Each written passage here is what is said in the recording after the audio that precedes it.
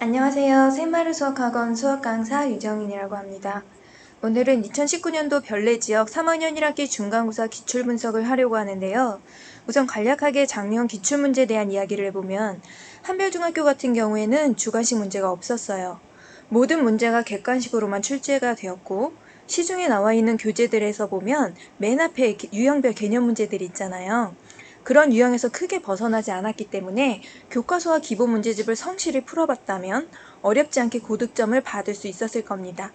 그래도 한두 문제 정도는 유형에서 벗어난 문제들이 나왔는데 기본기를 탄탄하게 다진 친구들은 응용해서 푸는데 큰 어려움은 없었을 거라고 생각하기 때문에 꼼꼼하게 기본기를 다지는 게 중요합니다.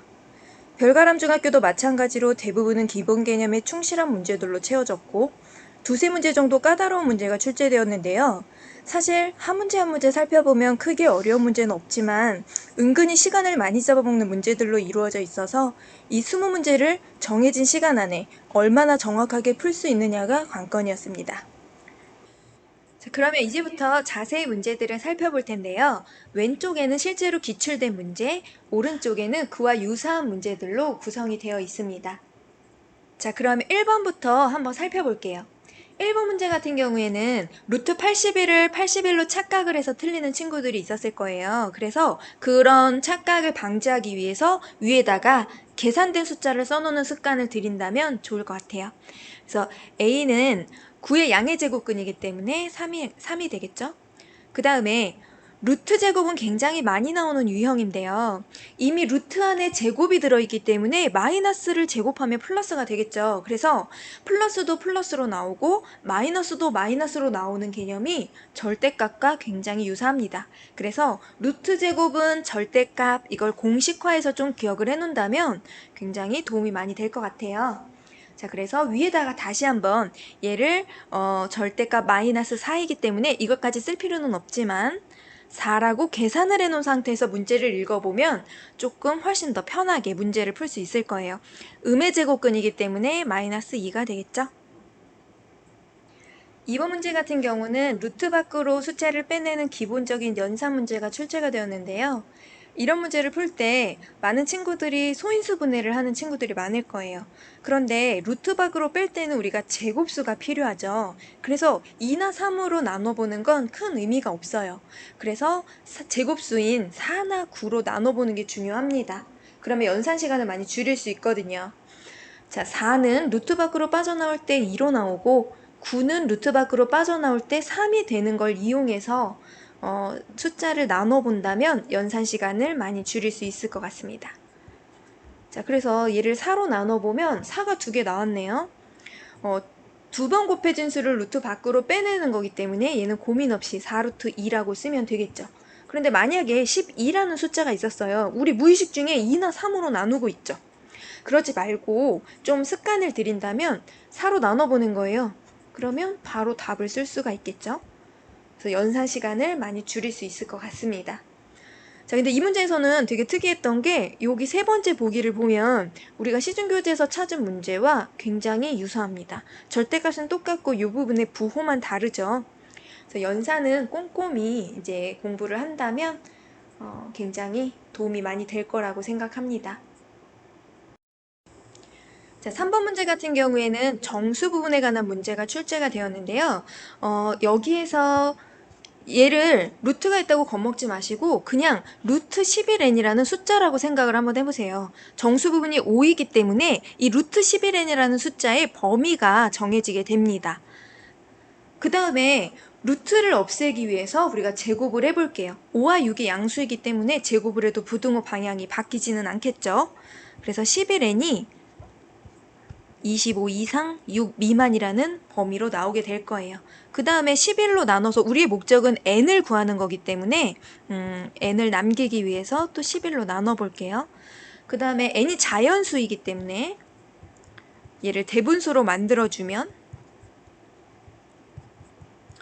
이렇게 되겠죠. 그래서 2와 11분의 1 이상, 3과 11분의 3 미만인 수 중에서 자연수의 값은 3밖에 없겠죠.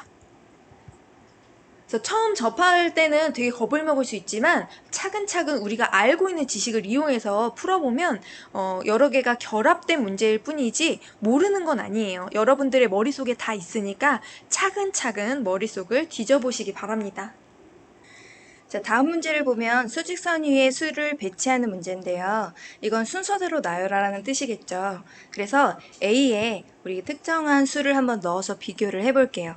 A에 2분의 1이라는 숫자를 한번 넣어보면 A제곱은 4분의 1이 될 거고 A제곱분의 1은 A제곱의 역수니까 4가 되겠죠. 그런데 여기 보니까 루트가 있어요. 그래서 비교하기 편하게 하기 위해서 루트 안으로 한번 넣어볼게요, 숫자를. 제곱을 해서 숫자 안으로 넣어주면 되겠죠. 자, 그 다음에 루트 A는 A의 루트를 씌운 거니까 루트 2분의 1이 될 거고, 루트 A 세제곱분의 1은 A 세제곱을 해서 역수를 취해야 되니까 루트 8이 되겠죠. 여기 보면 오른쪽으로부터 라는 말이 있어요. 큰 숫자부터 우리가 표시를 해야 되니까 큰 숫자부터 한번 번호를 매겨볼게요. 1, 2, 3번, 4번, 5번. 자, 두 번째 수는 얘가 되니까 4번이 되겠죠. 자, 다음 문제도 아까 문제와 굉장히 비슷한 유형이에요. 루트 안에 아까는 숫자를 집어넣었다면 지금은 문자를 루트 안으로 넣을 건데 어차피 숫자든 문자든 루트 안으로 들어갈 때는 제곱을 해서 들어간다고 생각을 하면 돼요. 그래서 A를 A 제곱으로 루트 안으로 넣어 볼게요. 그 다음에 여기는 루트를 먼저 하나로 만든 다음에 B제곱을 한번 넣어 볼게요. 그러면 A분의 6B가 될 거고 B가 분모에 있으니까 마찬가지로 B제곱분의 1 이렇게 되겠죠. 그러면 얘가 약분이 돼요. 그래서 A가 두 번 곱해진 거니까 A가 하나와 이 지수가 없어질 거고 이 B 하나와 B가 없어져서 다시 한번 써보면 6분의 AB 빼기 AB분의 6 이렇게 모양이 나오겠죠. 그런데 AB의 값을 줬기 때문에 숫자에 대입을 해보면 루트 3분의 1 그리고 루트 3 그래서 유리화해서 계산을 해주면 답을 금방 구할 수 있을 거예요. 자, 다음 문제를 살펴보면 단순한 연산 문제인데요. 이런 문제가 아까 전에 말씀드린 시간을 좀 많이 잡아먹는 문제가 되겠죠. 1번부터 한번 살펴볼게요. 아까 루트 밖으로 숫자를 빼낼 때는 제곱수 4나 9로 나누어 보라고 했지만 이 문제에서는 루트 3과 루트 5로 우리가 표현을 하는 게 목적이기 때문에 3과 5로 나누어 볼게요. 자, 그럼 3이 두 번, 5가 한 번이니까 x 두 번, y 한 번 이렇게 들어가면 되겠죠.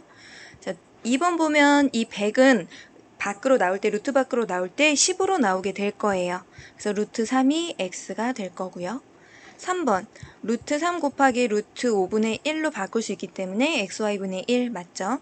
5번부터 먼저 해볼게요. 5번 같은 경우에는 루트 5분의 11을 루트 밖으로 빠지는 수를 찾아보면 4, 3, 10이기 때문에 아까 전에 예로 든 숫자였네요. 그래서 루트 5는 y, 루트 3은 x로 표현을 하면 되겠죠. 자, 그러면 4번을 한번 살펴보면 0.5는 2분의 1이잖아요. 그럼 얘를 따로 써보고 유리화를 해봐도 루트 2는 루트 3과 루트 5로 표현하기는 힘들겠죠. 자, 마찬가지로 단순한 연산 문제인데요. 각각을 유리화할 필요 없이 통분을 하게 되면 바로 유리화가 되겠죠. 그래서 분모를 한 번에 써볼게요. 그리고 얘를 이쪽으로 곱해줘야 되기 때문에 루트 3의 마이너스 2의 제곱, 루트 3 플러스 2의 제곱이라고 바로 써주면 될 거예요. 자, 분모에서 착각하지 말아야 될 게 3을 루트 3이기 때문에 9가 아니라 3이고 얘는 마이너스 4 이렇게 들어오겠죠. 자, 우리가 a 플러스 b의 제곱을 하든 a 마이너스 b의 제곱을 하든 순서를 조금 바꿔보면 2ab 제곱은 마이너스를 제곱해도 무조건 플러스가 되기 때문에 이 부분의 부호는 똑같이 플러스로 나올 거고 이 부분의 부호가 달라져요. 그래서 얘는 우리가 연습을 많이 해봤다면 이 부분에서는 지금 이 부분의 부호가 달라지기 때문에 둘 중에 하나는 없어지겠구나 하는 게 바로 보이게 될 거예요. 여기 가운데 마이너스가 있기 때문에 지금 이 부분이 없어지겠죠. 거기다가 앞에 마이너스 2니까 마이너스 이렇게 들어오겠죠. 마이너스 1분의 마이너스 8루트 3이기 때문에 8루트 3 이렇게 답을 체크해주면 되겠습니다. 자, 다음 문제를 살펴보면요. 우선 좌표 P와 Q를 구해야 되겠죠. 그래서 이 부분의 길이를 구해보면 간단하게 피타고라스를 써서 루트 2라는 거를 알 수 있을 거예요. 자, Q의 좌표를 살펴보면 시작점이 1이죠. 그래서 1을 써주고 오른쪽으로 루트 2만큼 가기 때문에 플러스 루트 2라고 이제 이름을 정해주면 되겠습니다. 좌표 이름을 적을 때 수직선에서 좌표 이름을 적을 때 Q 땡땡 뭐 이렇게 식으로 쓰는 친구들이 있는데 좌표 이름을 쓸 때는 점의 이름을 써주고 가로치고 그 숫자를 써주는 거예요. 수직선이기 때문에 숫자가 하나가 나온 거고 만약에 좌표 평면이었다면 숫자가 두 개가 나왔겠죠. 자, P의 좌표를 한번 구해보면 0에서 시작했으니까 0은 안 써줄게요. 루트 2만큼 왼쪽으로 갔기 때문에 마이너스 루트 2라고 정해주면 되겠습니다. 자, 두 점 사이의 거리를 구할 때는 큰 좌표 빼기 작은 좌표거든요. 그래서 Q 빼기 P 요거를 계산을 해주면 조심해야 될 게 P가 마이너스이기 때문에 이 부분을 잘 계산을 해주면 답이 나오겠죠. 자, 다음은 활용 문제인데요. A의 한 변의 길이를 구하라고 했으니까 우리가 여기 변의 길이를 A와 B로 한번 나타내 볼게요. 길이가 8 플러스 16 루트인 끈을 잘라서 만들었기 때문에 이 길이의 의미는 두 정사각형의 둘레 길이의 합이 되겠죠? 그래서 식으로 세워보면 4A 더하기 4B가 8 플러스 16 루트 2가 될 거예요. 그래서 A 플러스 B는 2 플러스 4 루트 2가 되겠죠? 그 다음에 식이 하나 여기 더 있어요. A의 넓이가 B의 넓이의 8배래요. 근데 얘는 플러스이기 때문에 양변에 루트를 좀 씌워줘도 되겠죠. 그래서 A는 2루트 2, B가 될 거예요. 우리가 구해야 될 거는 A니까 이 식을 바꿔서 B를 없애볼게요. B를 없애려면 식을 B는으로 바꿔야 되겠죠. 그래서 B는 A를 이항해보면 마이너스 A 플러스 2 플러스 4 루트 2가 될 거고 그 B를 이 자리에 넣을 거예요. 그래서 A는 2 루트 2, B 대신에 마이너스 A 플러스 2 플러스 4 루트 2를 넣어보면 A의 값이 마이너스 2 루트 2A 플러스 4 루트 2, 4, 2, 8, 8, 2, 16 이렇게 들어올 거예요. 그래서 A에 대한 1차 방정식이 생겼어요. 1차 방정식을 푸는 방법은 A는 좌변, 숫자는 우변으로 이항을 한 다음에 동료한끼리 계산을 해야 되는데 계산이 안 되니까 그냥 분배 법칙을 이용해서 묶어볼게요. 그 다음에 할 일은 A의 개수로 나눠주는 거겠죠. 양변을.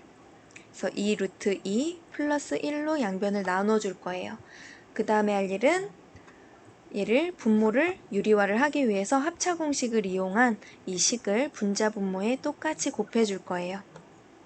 자, 그럼 좌변은 A만 남았을 거고 분모가 2는 4, 4, 2, 8 빼기 1이니까 7, 4는 앞에 곱해져 있고 요거는 루트 맨 앞과 맨 끝에 거를 먼저 계산하면 루트가 없어진 유리수가 모이기 때문에 계산하기가 조금 더 편해요.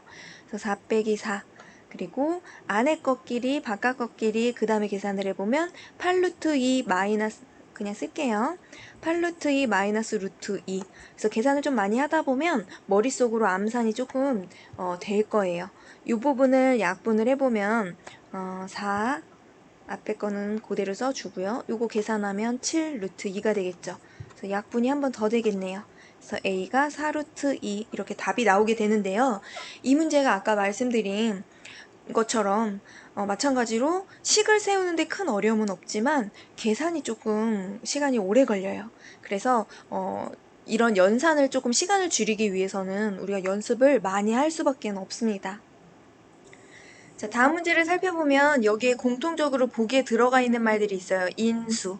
그러면 인수의 뜻을 알아야 되는데 사실 우리가 인수분해를 그렇게 열심히 해왔지만 인수가 뭔지 잘 모르는 친구들이 많아요. 우리 중학교 1학년 때 했던 소인수분해를 한번 생각을 해볼게요. 소인수분해가 소수들의 곱으로 나타내는 이런 모양이 나오는 게 소인수분해였잖아요. 그래서 이 사이에 이 소자라는 의미가 소수인 인수라는 뜻이었어요. 그래서 이 식을 살펴보면 소수는 지금 이 부분이 소수겠죠. 당연히 지수는 횟수니까 두 번 곱했든 세 번 곱했든 소수를 두 번 곱했고 소수를 세 번 곱했다는 뜻이니까 이 부분에 대한 게 소수예요. 그러면 인수라는 뜻은 뭐겠어요? 여기서 남은 건 이 곱하기예요. 그래서 인수라는 뜻은 뭐가 곱해져 있다는 뜻이에요. 소수가 곱해져 있으면 소인수 분해가 되는 거고, 어떤 다항식이 곱해져 있으면 걔들을 그냥 인수분해라고 통틀어서 얘기를 하는 거예요. 그러면 인수이다 뭐 당연히 인수분해를 해야 되겠죠. 인수분해를 하는 제일 첫 번째 까먹지 말아야 될 부분이 공통인수 뽑는 거예요. 그래서 공통인수를 한번 뽑아보면 A는 이렇게 인수분해가 될 거고요. 얘는 x 플러스 3, x 마이너스 1로 쉽게 인수분해가 되겠죠. 자, 그러면 1번부터 한번 살펴볼게요. x는 다항식 A의 인수이다. 여기 x 곱해져 있죠. 그러면 인수 맞죠. 자, 2x는 다항식 A의 인수이다. 2x 곱해져 있죠. 인수 맞죠. x 플러스 1은 다항식 B의 인수이다. x 플러스 1 안 곱해져 있잖아요. x 플러스 3 곱해져 있죠. x 마이너스 3 둘 다 곱해져 있으니까 공통인수가 되겠죠. 그래서 답을 골라주면 되겠습니다. 자, 다음 문제를 살펴보면 여기 가로가 있고 제곱이 있죠. 완전 제곱식으로 만드는 문제예요. 이 부분을 루트를 씌워보면 5가 나오는데 사실 플러스든 마이너스든 제곱하면 25가 되기 때문에 25의 제곱근 두 개를 풀마 5를 두 개 다 써줘야 되는데 이 문제 너무 친절하죠. 양수래요. 우리가 이거를 생각을 못하고 항상 양수로 푸는데 이건 좀 점수 주려고 낸 문제 같아요. 그래서 B는 5가 되겠죠. 5라면 A는 2AB니까 30이 될 거예요.